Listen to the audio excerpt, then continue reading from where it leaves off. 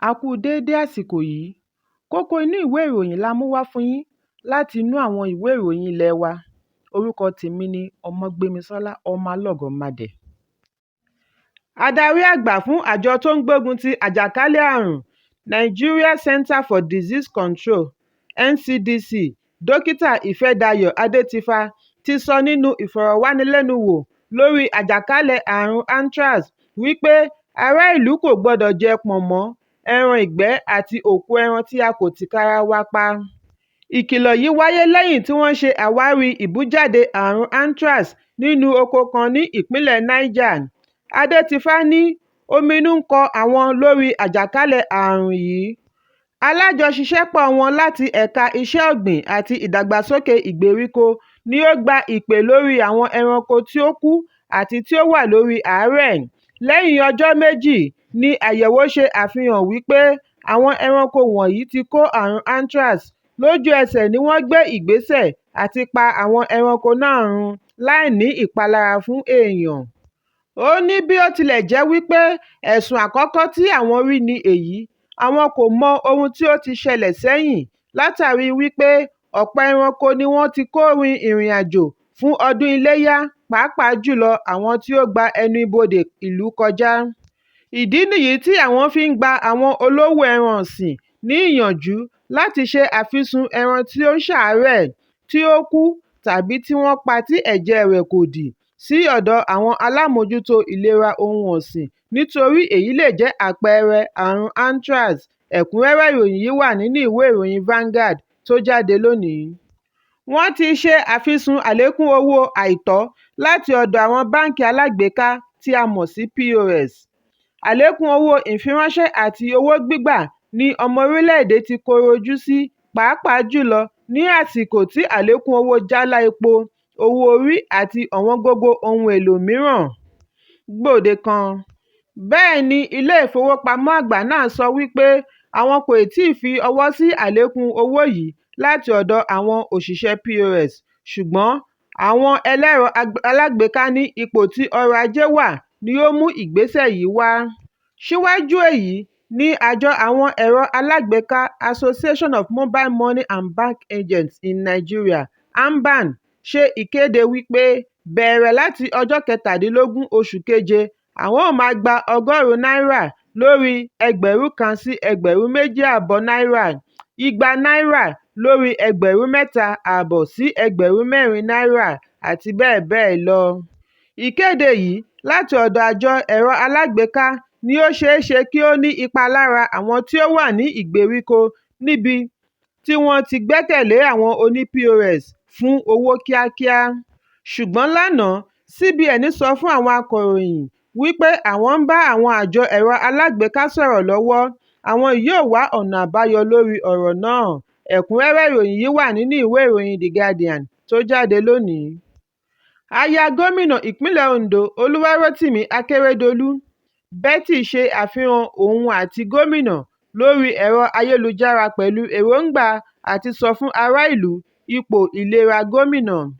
Nínú àwòrán ọ̀hún tí ó yà ní ilé ìwòsàn ni ó ní àkọlé "Àkẹ́tì wà ní àlàáfíà, ìṣẹ́gun ni fún wa, a kú oríire ọjọ́ ìbí, 20 àti 21 oṣù keje." Gómìnà Akérédolú tí ó ní ìsinmi àìlera ni ó pé ẹni ọdún 97 ní àná, 67 years. Bákan náà ni Akérédolú náà ṣe àfihàn àwòrán rẹ̀ lórí ẹ̀rọ alátagbà Twitter tí ó pe àkọlé rẹ̀ ní "Èwo nínú oore Ọlọ́run tí mo lè sẹ́, ògo, ìyìn àti ọlá fún Ọlọ́run." Wọ́n ṣe àkànṣe ìsìn fún gómìnà ní ilé ìjọsìn Apostoli Kristi pẹ̀lú wòlíì Hezekiah Olúbóyè Ọládèjì tí ó sọ wípé Ọlọ́run ti dójú ti àwọn ọ̀tá gómìnà. Níbi ìsìn ọ̀hún láti rí àwọn lọ́gàálọ́gàá lẹ́nu iṣẹ́ ìjọba àti àwọn òṣìṣẹ́ All Progressives Congress (APC). Agbẹnusọ fún ilé ìgbìmọ̀ ìpínlẹ̀ Ọládìjì Ọlámídé Adésanmí nínú àtẹ̀jáde rẹ̀ sọ wípé akíkanjú àti olóye ni gómìnà Akérédolú, ó sì ti fi èyí mú àyípadà bá ìpínlẹ̀ Èkìtì àti ará ìlú. Ẹ̀kúnrẹ́rẹ́ ìròyìn yìí wà nínú ìwé ìròyìn The Nation tó jáde lónìí.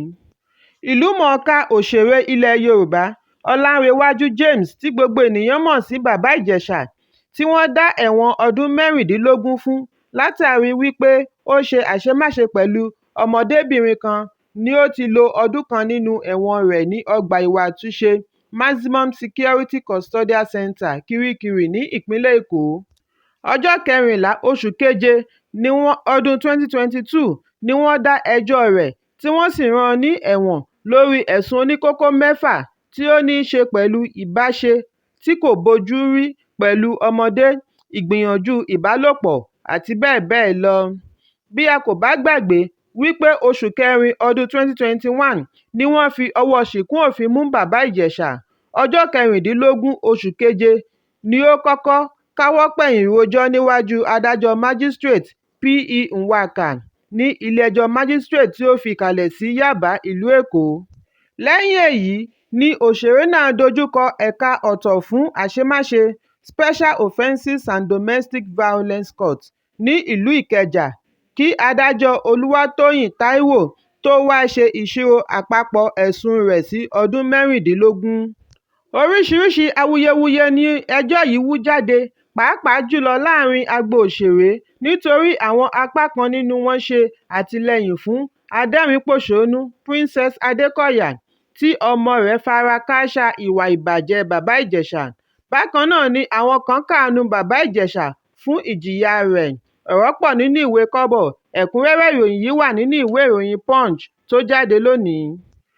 alálàájá kan láti ìpínlẹ̀ Zamfara, Aisha Nauche, tí ó bá wọn kópa nínú hájì ọdún yìí ti ṣàlàyé èrò ọkàn rẹ̀ lórí bí ó ṣe rí owó tí iye rẹ̀ tó $8,000 he tí ó sì dá a padà fún ẹni tí ó ní ilẹ̀ Saudi Arabia.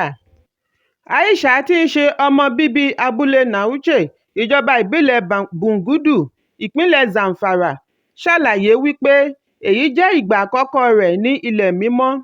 ó ní níbi tí òun ti ń ṣe ọ̀kan lára iṣẹ́ ìríjú ní agbègbè Kaaba ni òun ti rí àpò ìkówósí. òun kò mọ ohun tí ó wà nínú rẹ̀ títí di ìgbà tí òun padà sí ilé ìtura tí wọ́n dé sí. lójú ẹsẹ̀ tí òun ṣí àpò náà tí òun rí owó ni òun pàdé padà tí òun sì gba ọ̀dọ̀ Sheikh Ahmed Kanoma lọ. Sheikh jẹ́ gbajúgbajà ẹlẹ́sìn Islam láti ìpínlẹ̀ Zamfara. Sheikh pẹ̀lú àwọn aṣojú ìjọba ni wọ́n ka owó tí wọ́n sì rí wípé $8,000 ni. Aisha ní òun bẹ̀ wọ́n kí wọ́n ṣe àwárí ẹni tí ó ní kí wọ́n sì dá owó ọ̀hún padà fún un. lẹ́yìn ọjọ́ díẹ̀ ni wọ́n ṣe àwárí ẹni tí ó ní àpò ìléwọ́ tí ó wá láti orílẹ̀-èdè Arabia. ó ní inú rẹ̀ dùn gidi nítorí pé ó ti sọ ìrètí nù lórí owó náà. Aisha wá ṣàlàyé wípé òun lọ sí ilẹ̀ hajj láti wá ìbùkún láti ọ̀dọ̀ Allah. bí òun bá kọ̀ láti dá owó náà padà, inú Allah kò ní dùn sí òun.